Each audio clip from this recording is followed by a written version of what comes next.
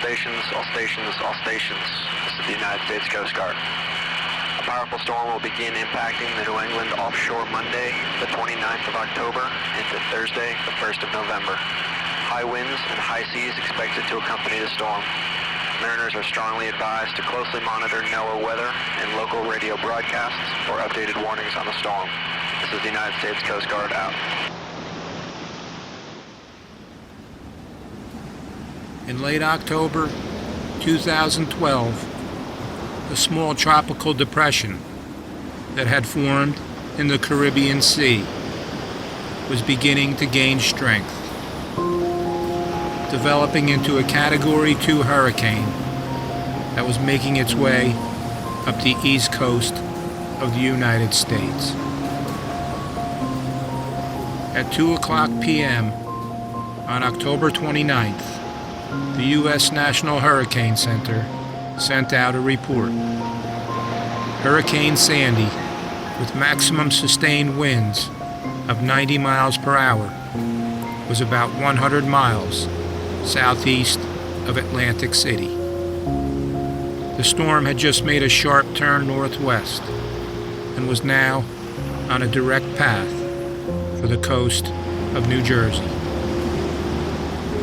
Government officials urged coastal residents to heed evacuation warnings as hundreds of thousands fled their homes.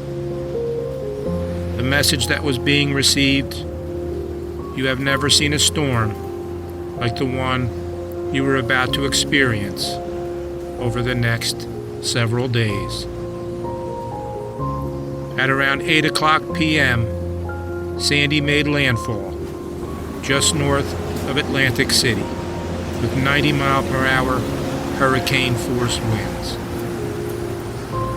A tremendous storm surge, accompanied by high waves and heavy rain, began to pound the entire coast, pushing ocean waves over and around dunes, onto roadways, and into houses and businesses.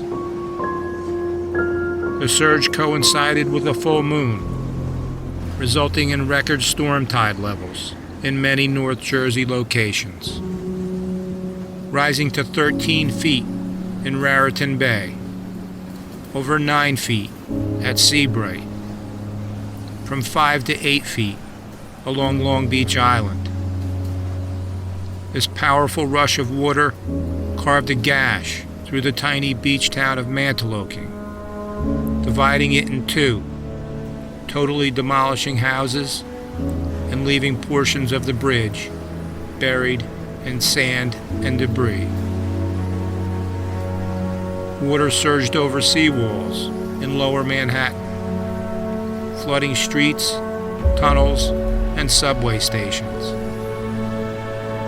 In Seaside Heights, crushing waves tore apart sections of Casino Pier and Funtown Pier. Amusement rides like the Log Flume and Jetstar roller coaster collapsed into the ocean and were left to wallow in the surf. Floodwaters peaked at 8 feet in parts of Atlantic City, leaving 70 to 80% of the town underwater. Towns like Lavallette and Ortley Beach were completely engulfed by the ocean, leaving them submerged in sand and several feet of water. Boardwalks were ripped apart, boats were tossed out of marinas, onto roadways, and into power lines. Vacation homes were lifted from their foundations and swept away. By the time it was over, 34 deaths were attributed to this massive storm. 2.4 million households in the state were left without power. Over 300,000 homes and businesses were damaged or destroyed.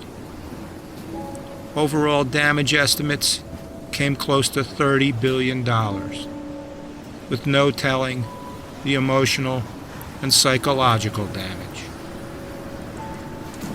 a disaster of epic proportions.